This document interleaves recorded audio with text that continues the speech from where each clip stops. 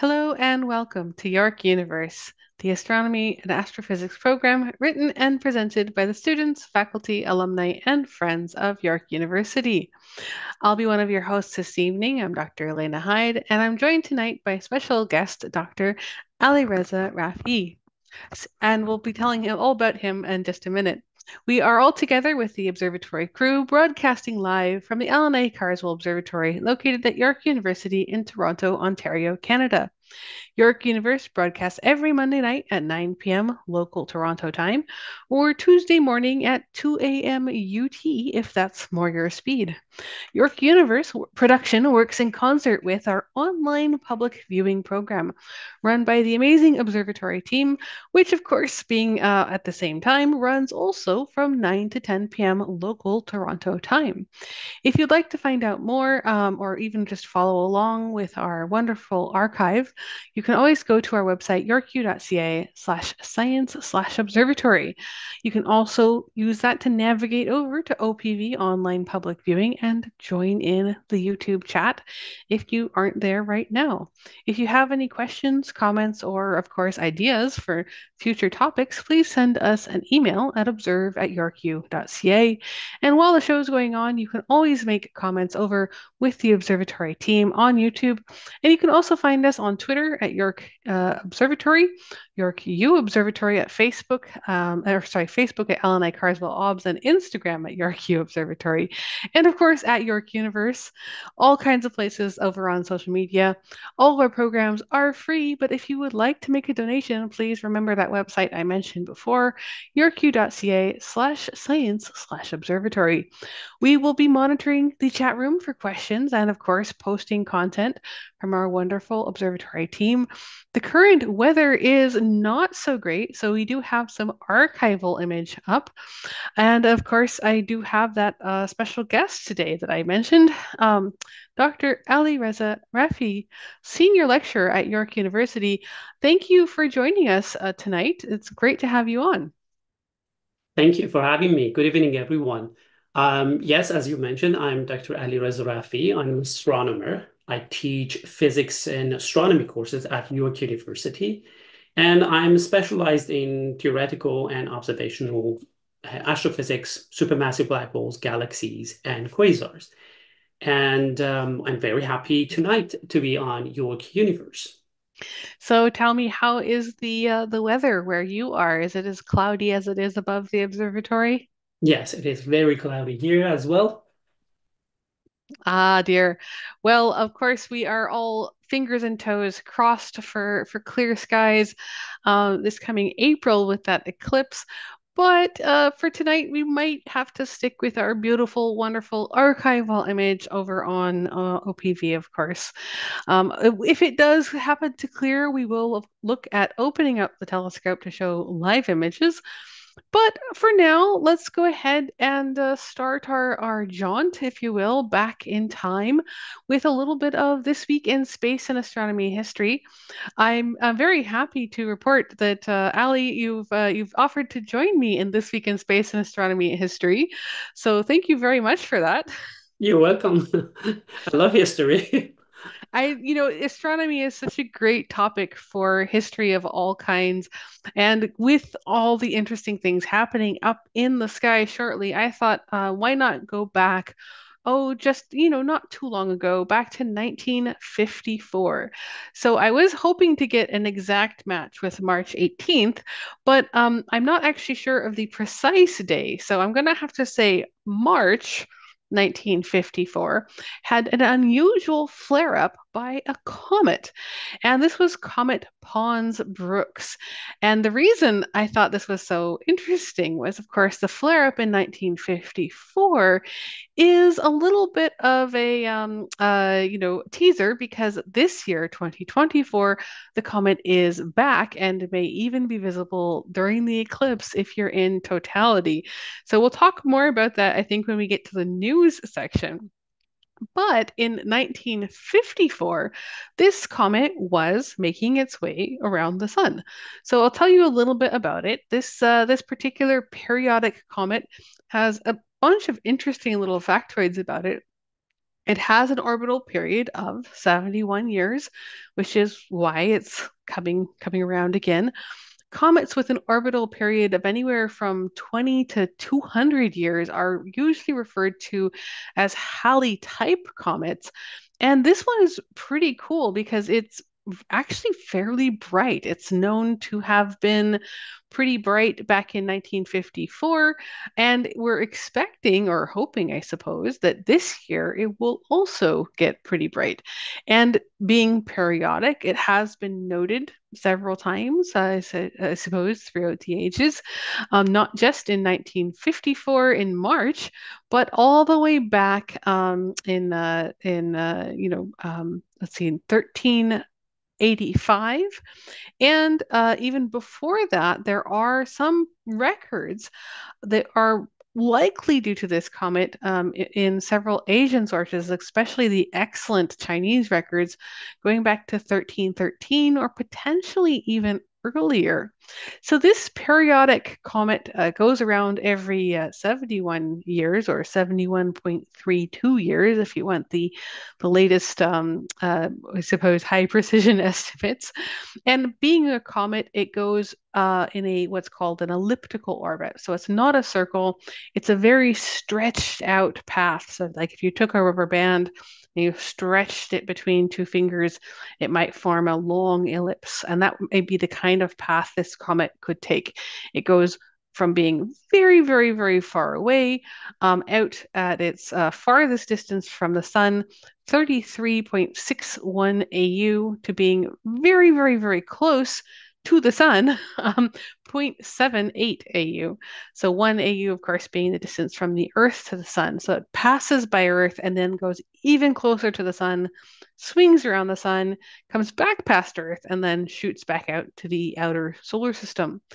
This kind of great behavior is what we look for in comets, of course. And the fact that it's repeatable and that's been seen over the years means it has all kinds of wonderful history associated with it. There are several ancient records of comets that might have been this one. And of course, we can use the astronomy to kind of estimate where the comet was at various different points in time to see what possible matches we might have. And in particular, this comet has an excellent records, as I mentioned, from not just 1954, but all the way back to 1313. It was discovered, and you might think, well, the name Pons Brooks is a little odd. That's because it has actually two discoverers. It was discovered in was discovered by many people over the years, I should say. As I mentioned before, we have records from China and from several sources going back to at least 1385. And before it was recorded by Europeans, it had a record from Ming Shilu in China, and in several different records in history. So there is actually a fun one that comes from some of the most excellent comet records in the world, and this is of course some of the Chinese comet records, and this was September 245 CE. So we're down to just three digits. And this is the Chinese records, and there's a fairly good, convincing evidence for that one. Anyways, it was discovered again in 1812, and this time it was discovered by Jean-Louis Pons. And around 1812, it was discovered by several people. So Jean-Louis Pons was a French astronomer. He was, a comet hunter and, very keen to spot these things.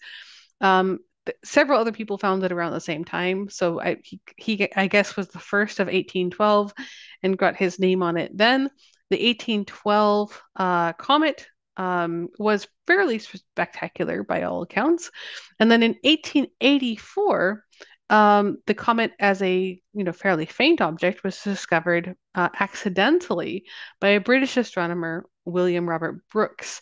And despite, of course, having been seen by hundreds and hundreds of people for thousands of years before this, the current name of the comet is is actually Pons Brooks, which is just two of the many, many people who got to see it. 1954, which is, of course, the This Week in Space and Astronomy history moment. This was the last time the comet passed around, I suppose, at this point of the year during its orbit. So, of course, the 1884, it was passing around in September, November. In 1812, it was more like August. But in 1954, it did pass around around abouts of March. So it was actually estimated to go from 18th magnitude to 13th magnitude in July of 1954, and it got all the way up to 6th magnitude by the time it was April 23rd. And of course, it came up to perihelion on May 22nd, which was you know, uh, I suppose probably one of the better views. um, so the Comet Pons Brooks has been, I suppose, throughout the ages, a very interesting one. It is also responsible for a pretty fun meteor shower. They think, and again, there's some evidence for this, it's not completely locked down, but it might be the comet that's responsible to the December K Draconids meteor shower, which is active from about November 29th to December 13th. It's always fun to see, how these comets affect us, by providing us meteor showers and, of course, having lots and lots of interesting history. It's tied to all kinds of fun events. So this particular comet is a longish period, 71 years, and it does occasionally get quite bright, even fourth magnitude or greater. And if you have a little bit of trouble remembering, the magnitude system is such that small numbers are brighter objects. So the bigger numbers are dimmer and harder to see. But by the time you get to fourth or third magnitude, it gets to be something that you could see a fair sky. um, the total comet magnitude on average is 5, so it goes from being very, very dim to fairly bright, depending on what you see for your pass through of this particular beast. Now, comets are not the only fun thing we have up in the sky, and I think Ali, we'll talk about this one again a little bit later. But we might just do a little bit of hopping through space and history first. Yeah, and before we move to the space, I mean, it's nice to remember that in 1800 to 1900, it was a fashion to go after the comets. Apparently, the king of France used to pay a lot of money to everyone who discovers new planets or comets or something. Technically, comets were omens and or sometimes good news, and so the kings were really interested on discovering or naming some of these comets after them. Okay. Yes, yes, exactly. And of course, throughout the ages, the question of how can I make money by doing astronomy has been one that many people have struggled with. And it's not just, of course, kings in the 1800s, but also emperors from China and beyond. If they're tied to omens or particularly significant events, then identified and predictable comets could be something that could well have made you some money back in the day. I don't think anyone makes money from them currently, though. Yeah, especially comets in solar eclipses were particularly very interesting because it was predictable and you could scare people or the king with them. Exactly, exactly. Well, speaking of things that maybe are scary in a different way, um, maybe we'll go to your This Week in Space and Astronomy history next. Oh, sure, sure. So on the same day, March 18th in 1965, Alexei Leonov, a Soviet astronaut or cosmonaut, he walked out of his spacecraft for the first time. The spacecraft was named was something like that, Voskhod 2, which means sunrise 2. And he walked outside his spacecraft for 12 minutes. This was the first time a human had a spacewalk.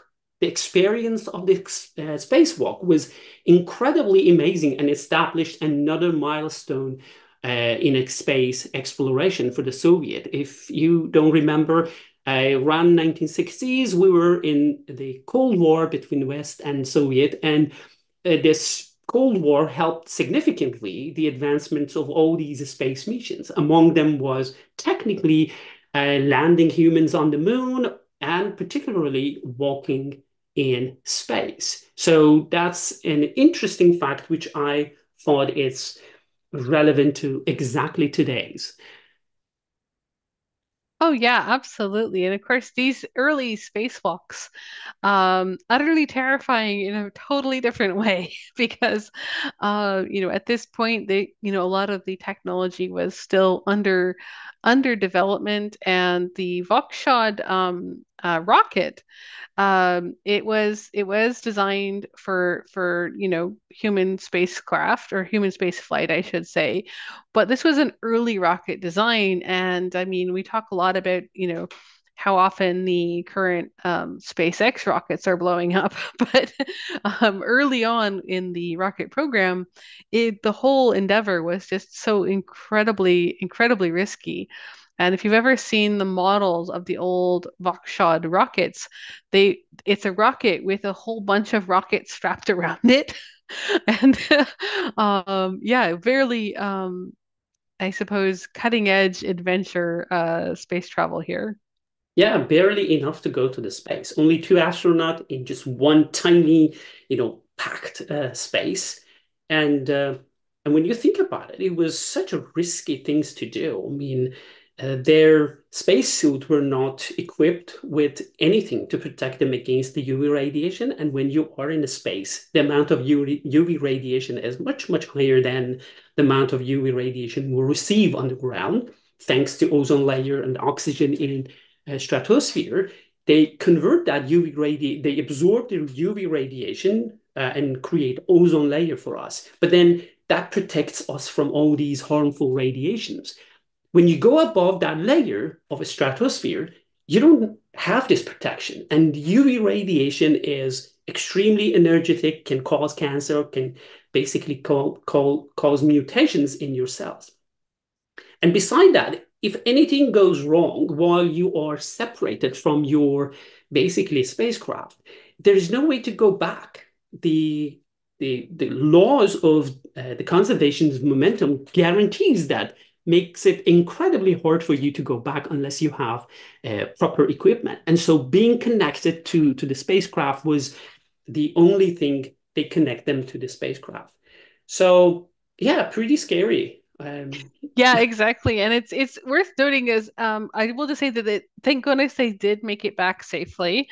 But on this mission and several other missions of that time, they did actually give the astronauts suicide pills to swallow. So just in case you were unable to get back inside, so if he had been unable to get back inside, he would have been able to have this rather than Wandering yeah, in rather the than space that. like the Gravity Yeah. movie. So I mean, yeah, it's pretty serious stuff, and I mean, it was a real risk that he might not be able to get back in. I believe on this one he did also.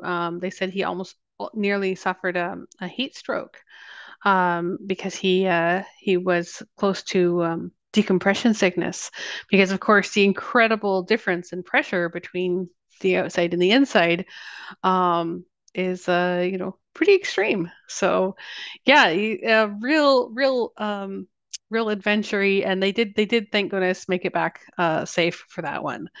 So Yeah, thank God they did. And now we have we have more basically astronaut in space. So yes, yes, exactly.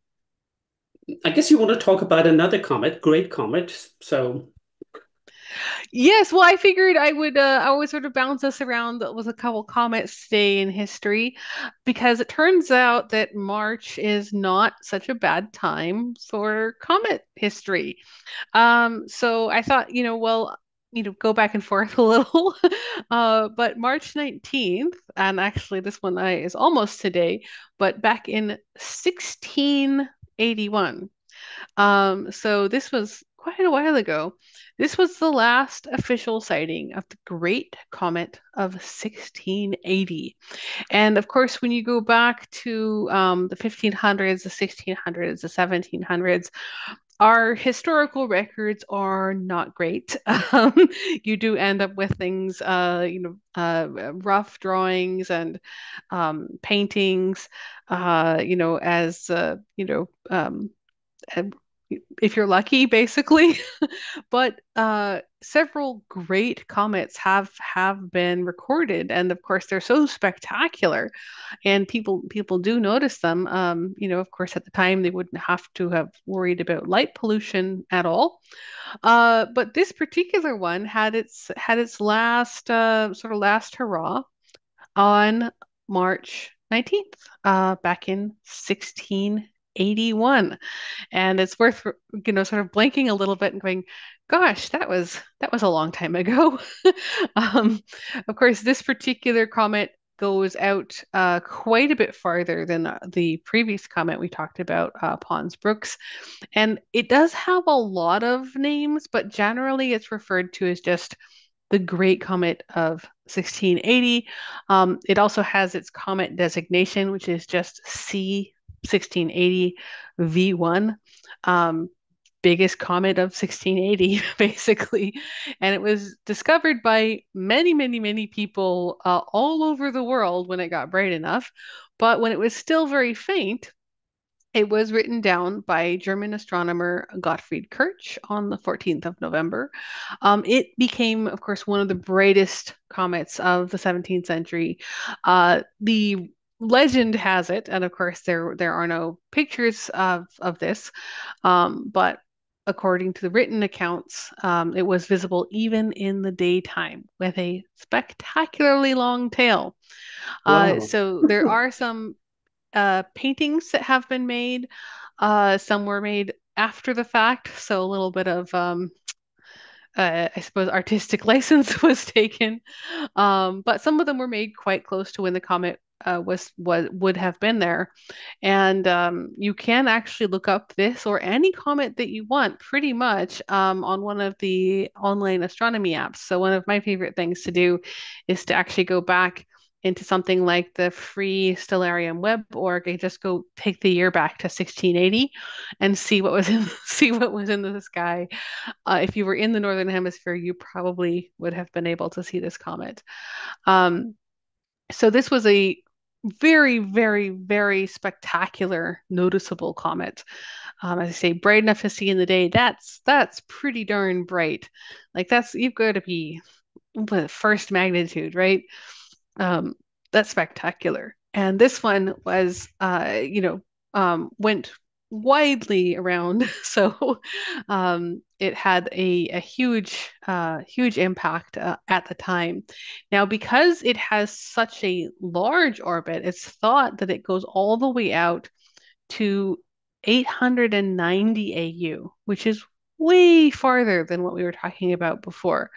So it's going to take a long time before it comes back. And um, right now, there's still the question of is it coming back? I mean, if it's at 10,000 years, I mean, are we sure? Is it just not going to swing all the way out of the solar system? There's a lot of uncertainty around things that take that long. So, it's not something we are going to get to see at all, but it's really still quite fun because this was kind of a very different type of comet. One great big spectacular comet, not going to be seen again for 10,000 years if at all. And it was undeniably what's called a sun grazing comet because not only did it come from very far away, it got very, very close to the sun, which is probably one of the reasons why it got so very spectacular. So this a little bit of I suppose shout out to This Week in Space and Astronomy History for the last great sighting of the Great Comet of 1680 back in 1681, I suppose I should say. Yeah, I mean, in 1610, if you remember, the first telescope was invented around 1609. And I guess 1680 is close enough to 1609 to claim that there was a rush for using telescope to watch the sky and discover new things. Messier objects, a lot of them were cataloged within that range of time.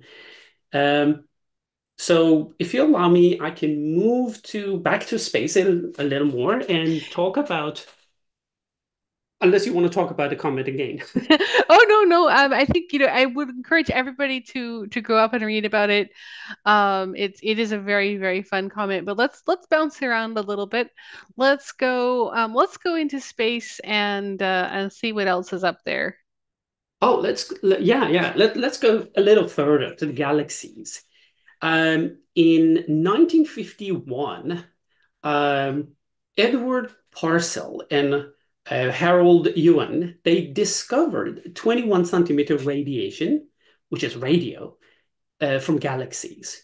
And now these radiations comes technically from cold hydrogen gases, which is embedded within the galaxies, and they radiate through this low temperature environment, something around minus 200 degree below 0 Celsius. So this radiation was initially predicted by some other astronomers like Hendrik van der Holtz in 1945, and it was basically predicted on paper initially. But observing this become a landmark discovery on a new branch of astronomy called radio astronomy. Now, it's true that Carl Jansky technically started astronomy, but it didn't pick, speed up until we had good way to study the universe. Soon after the discovery of this 21 centimeter radiation, Carl Sagan, the famous Carl Sagan, he advocated for the search for extraterrestrial intelligence, SETI, by recognizing that this 21 centimeter wavelength has a very good potential for interstellar communications. And this happened around 1970s and 80s. And he advocated significantly for the use of these 21 centimeter radiations for SETI. Now, we don't use that, we still use that 21 centimeters for search for life, but we have moved out and we use this 21 centimeters for something even greater. Now we use it to map the cold gas within the galaxies and within the universe. When you think about it, only 5% of the universe is made of the atomic matters that we are made of. Call it normal matter. 75%, 70% of the universe is made of dark energy, 25% made of dark matter, which we have no interaction with them except for the gravity. Only 5% is basically similar to us. Okay. Now, out of that 5%, about 4%, or more precisely 4.15%, are technically, or actually 4.65%, are gas. They could be cold, they could be warm, they could be hot. But they are gases within the galaxies, between the galaxies, and between the empty space between the superclusters of galaxies. Only 0.35% of the mass of the universe is embedded or stored inside the stars, which we can see that. So the majority of the universe visible to us, which is made of similar elements as us, is gas. And so this 21 centimeter radiation, which basically shows us only the whole gas, which is not the entire gas, is technically 1/3 of the gas is cold, 2/3 is hot or warm. We can use this to map the galaxies, to understand the shape of the galaxies and how big are the galaxies. So this 21 centimeters is now used significantly to understand and to study the universe. That's wonderful. Yeah, of course, radio astronomy has been such a big part of the history of astronomy. And I remember when SETI at home was the biggest, fanciest, newest thing you could do.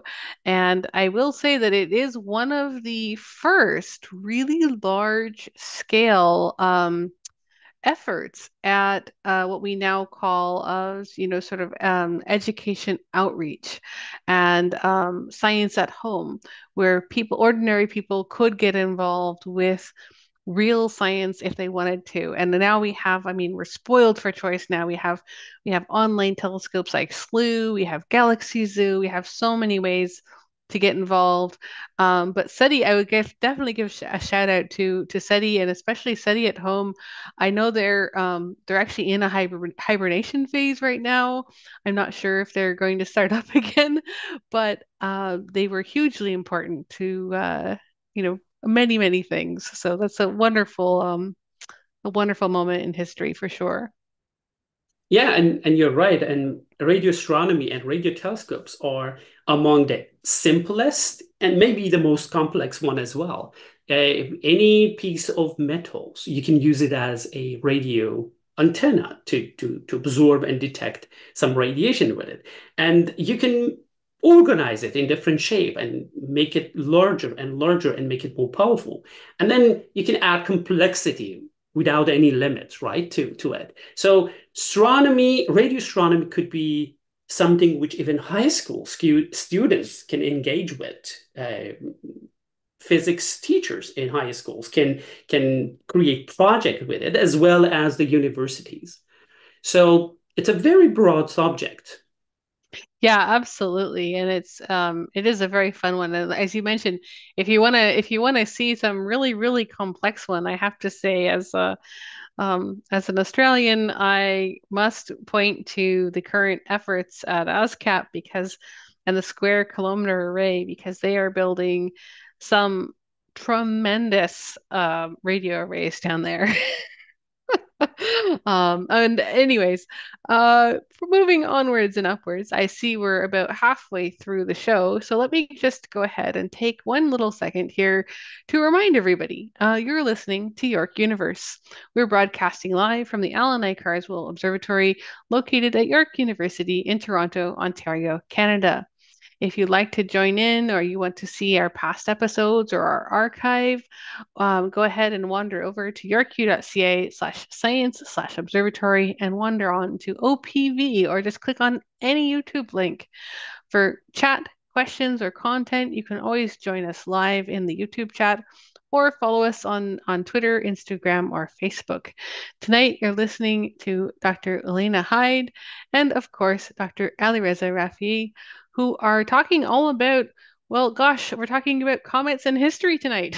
So we're currently covering all kinds of things from this week in space and astronomy history, with a bunch of extra bits about comets and various tidbits around all kinds of things. So I think we have a few more queued up for tonight's episode. I might just throw in one more comet along the way from my little bit of a comet tour here tonight. Um, I just hope a we little are not going to have an accident with these comets. Another well, mass extinction. it's extremely rare that I suppose anything hits Earth in terms of rocks and things like that. There was, of course, this one case of somebody who apparently had a meteorite come through their roof and hit their bed. Oh, But they get rich. uh, the comets don't tend to land on Earth, which is probably a good thing because that's maybe for um, another discussion. That would be very bad if a comet actually did hit Earth. They tend to have lots of well, they're basically big dirty snowballs, so lots of gas and dust and break apart in things like atmospheres. There was a great one that broke apart in Jupiter, but we're not going to talk about that one tonight. All right, so going back, back and back and back. So far, I've talked about 1954's comet, the 1681 last view of the 1680 comet, and now just for fun, I thought to keep us with March comets, I thought I would go to all the way back to 1402. So really going back in time, quite a ways. 1402, March 21st. And this one we actually do know fairly accurately because this was the epoch of the Great Comet of 1402. So epoch is the reference point for this comet, and this comet sort of had a an unknown distance away from the sun, but we know it got pretty close to the sun at its perihelion. So this was a again very bright comet that was noticed around the world. It actually has an image in and I might be saying this a little bit wrong, the Augsburg Book of Miracles, which was an illuminated manuscript made in Germany in the 16th century. It's a lovely, lovely picture. So I recommend everyone to look it up and have a look. But this was 1402. So this was a comet that was seen between February and April. So March is obviously why its epoch is March 21st. It has many, many accounts from around the world. And of course, being a very prominent comet, it did make its way into more than one book. So the Book of Miracles is one of those. Another one is an actual comet hunter, Jacobus Angelus, who is also sometimes known Jacobo D'Angelo. So he had a Latin name and a Greek name, I think, but he was in Venice and he wrote a book about comets. So Tractus de Cometis. And this mentions that the comet was first seen in February, and by mid-March, the tail of the comet was 45 degrees long and shaped like an inverted pyramid that became diffuse. He last saw the comet on the 26th or 27th of March and mentions, and this is a little quote, in the east before sunrise, its vestiges appeared because I saw three long and very thick hairs, which is an odd way to describe a comet until you remember that comets can have a dust trail and, of course, an ion tail. So the comet gas and dust tend to split up their directions, which can give it kind of a two-pronged appearance when they pass through the solar system, which is always fun to watch for. So this was a very again prominent comet, and it has many, many, many mentions in chronicles of the time. So there are both Russian and Muslim chronicles where it's mentioned from February to April. And of course, one of the best accounts, not only the Chinese comet manuscripts, which are very, very detailed, but also several Korean manuscripts actually have very good, extensive records of this particular comet back in 1402. And this one is, a little bit of a tough text title to get exactly right, but it's the Taejong Silok, which mentions the comet was noticed on February 20th as a broom star. So if you think of a broom as having a wide tail, that kind of matches some of the other mentions of this sort of inverted pyramid shape flying across the sky. So this is by all accounts, a large and impressive comet appearance. And some of the descriptions are noted as having been possibly exaggerated by the astronomers in question, perhaps to I don't know, beef up their records. But the fact that it was so widely seen, um, you know, uh, does seem to indicate that it was, in fact, a very, very bright one. There was, a approximate orbit calculated, but to my knowledge, at least as far as I've been able to tell, we still don't exactly know what the progenitor body was for this comet and exactly how far out it will go. So we still don't know exactly what happened to this comet. If it kept going, if it'll come back. The Great Comet of 1402 remains a little bit of a mystery, but a wonderful, I suppose, wonderful moment in history, if you will. Well, thank you for that. So 45-degree extension in the sky is pretty scary. I bet people were Yes. extremely scared and they thought maybe this is the wrath of God. I mean, they are going to be destroyed, maybe. Well, I mean, it made it into the Book of Miracles. I'm not so good with my old German, but I mean, I'm not sure if it was associated with any particular events, but there was an interesting battle, the Battle of Ankara in July of 1402. And there was some effort by sort of later historians and things to sort of link the two, but the comet was not visible during the battle, so it's displaced chronologically. As far as I know, this particular comet seems to be relatively innocent. But yeah, impressive and large.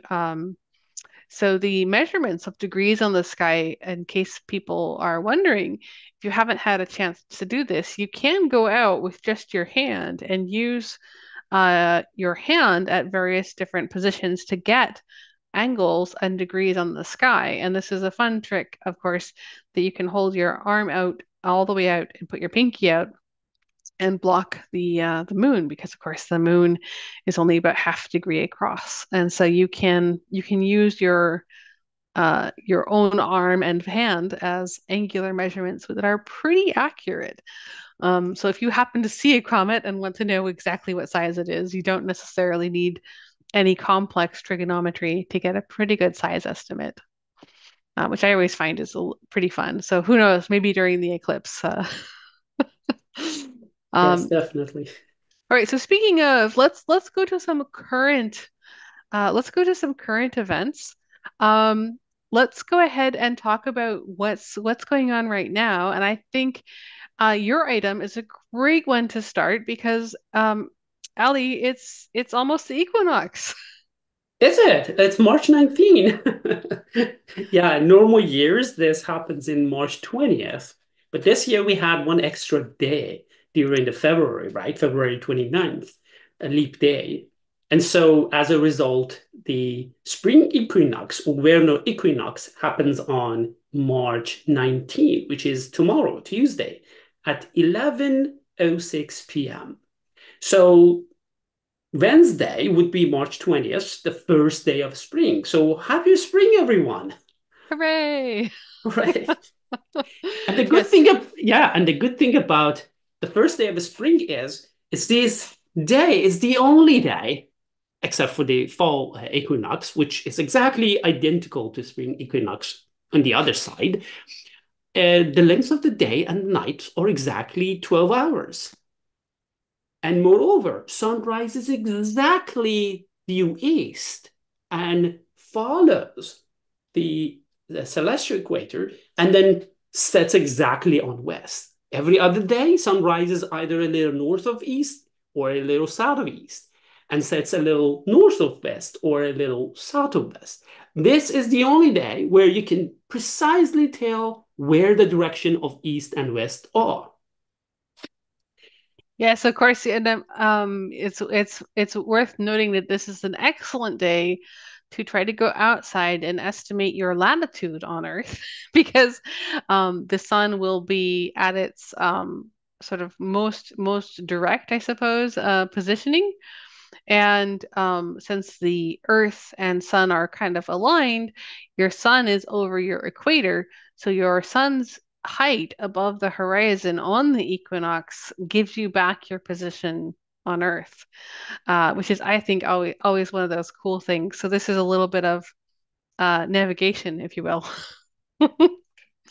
Yes, just in that's case you right. want to know.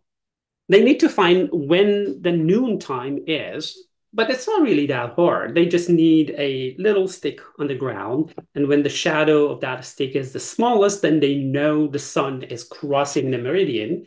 And so if now they measure the height of the sun from the horizon and subtract it from 90 degrees, that becomes the geographical latitude of your location. That's very precise measurement, actually. Yeah, and it's as close as you're going to get to equal day and equal night. So enjoy it while you can, I suppose, if you're us Northern Hemisphere folks can look forward to some warmer temperatures, and more daylight, which is a little bit unfortunate for the observers.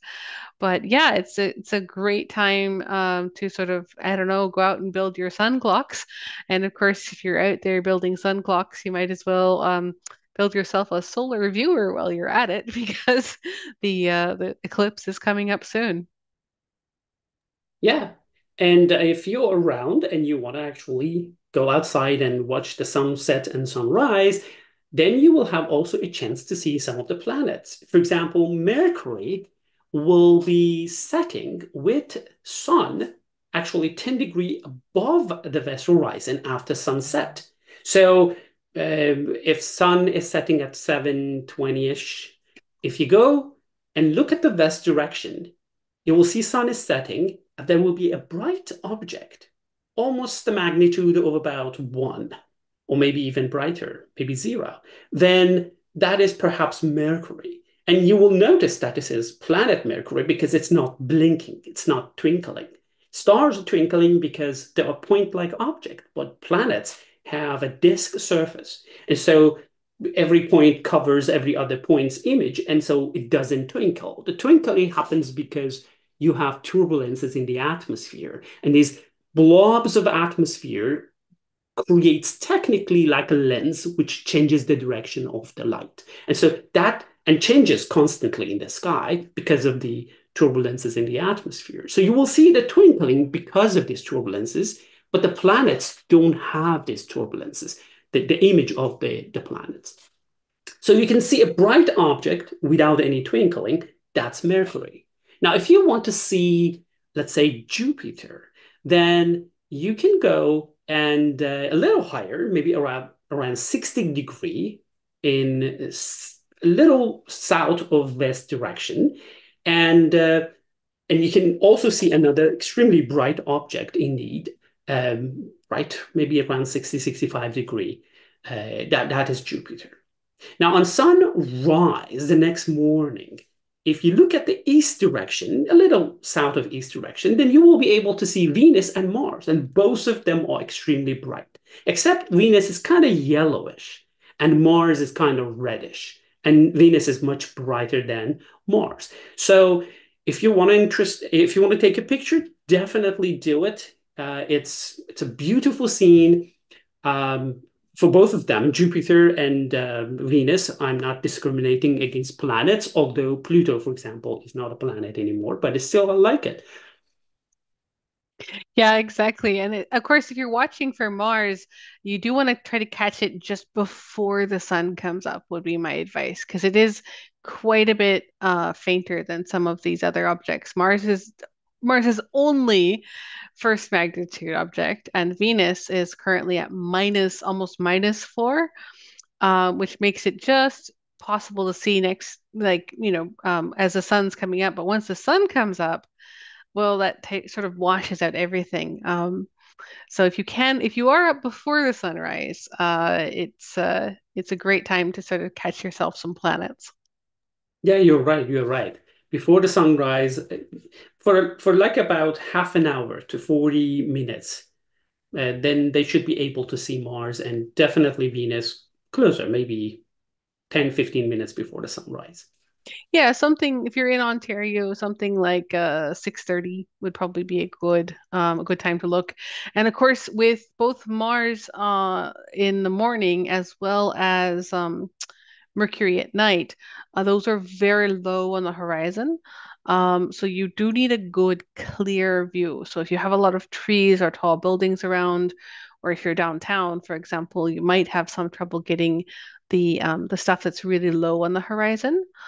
So the higher up things, like of course Jupiter tonight, um, and the Pleiades and stuff like that are a bit high in the sky. The moon, actually. We'll talk about that as maybe for one of our last items. Oh yeah, yeah. I mean, they can see the first quarter moon also. Speaking of the moon, I do have two little quick things I thought we put in the end here. Given that we have, of course, the you know, all of this sort of stuff happening in the sky right now. It's not just the equinox. We also have a penumbral lunar eclipse happening on March 24th. So this March 24th penumbral lunar eclipse is going to be part of the eclipse season that includes the upcoming solar eclipse.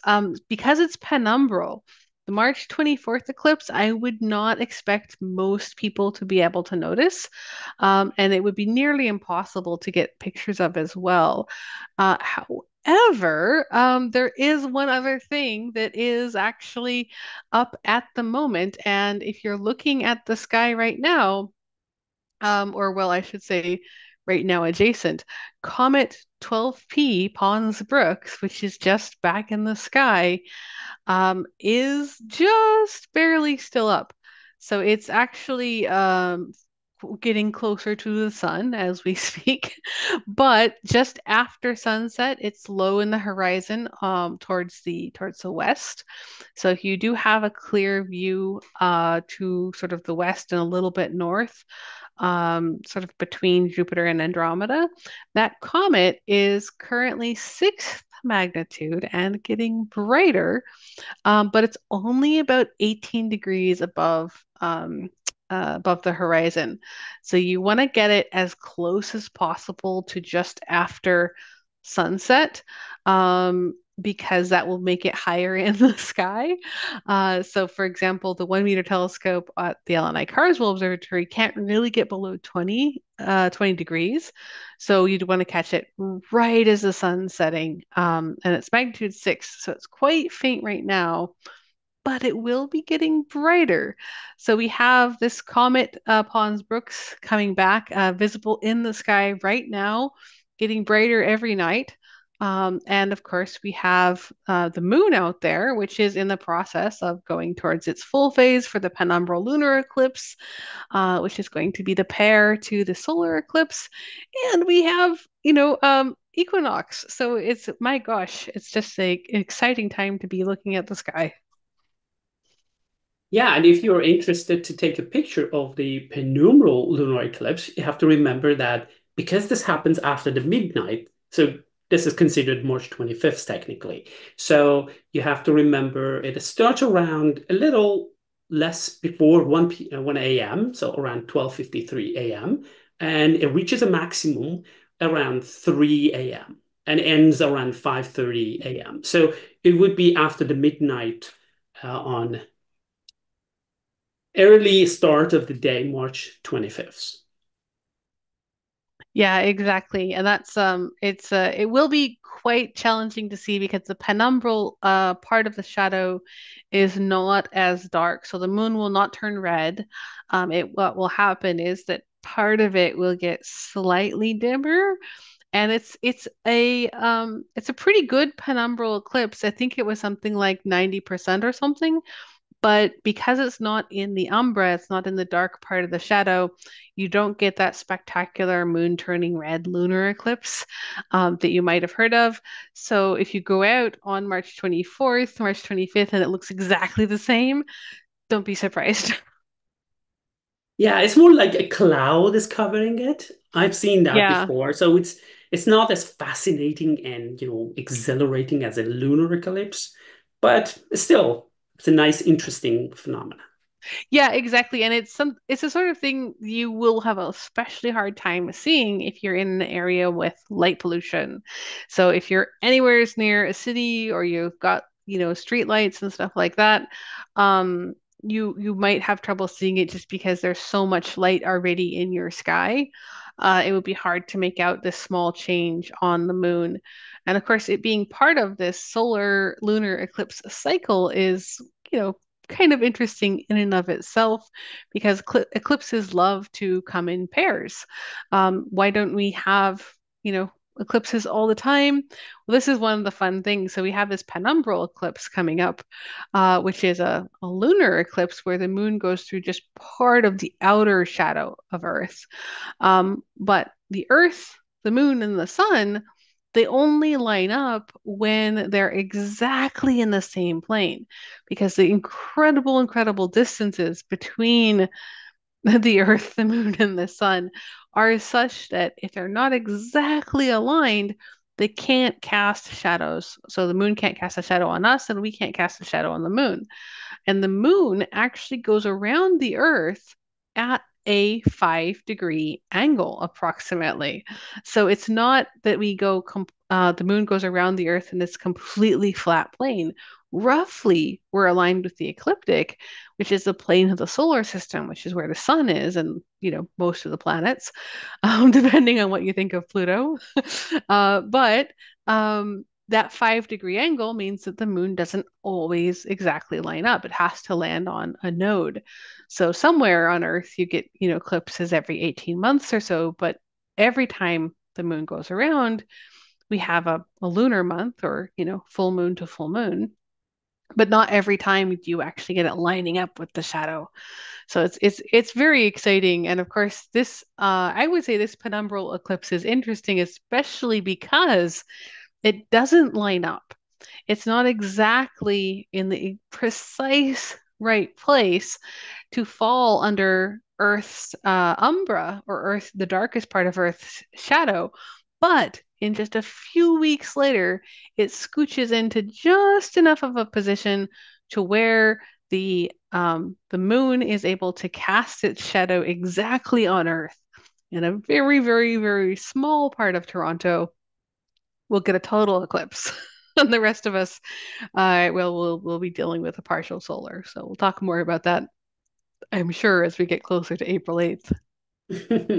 Do we still have time?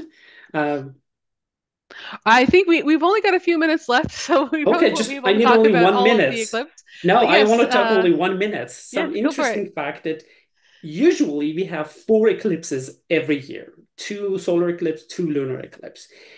But it's more likely to have three solar eclipses per year than three lunar eclipses. And 2024 is one of those special years where we have three lunar eclipses and two solar eclipses.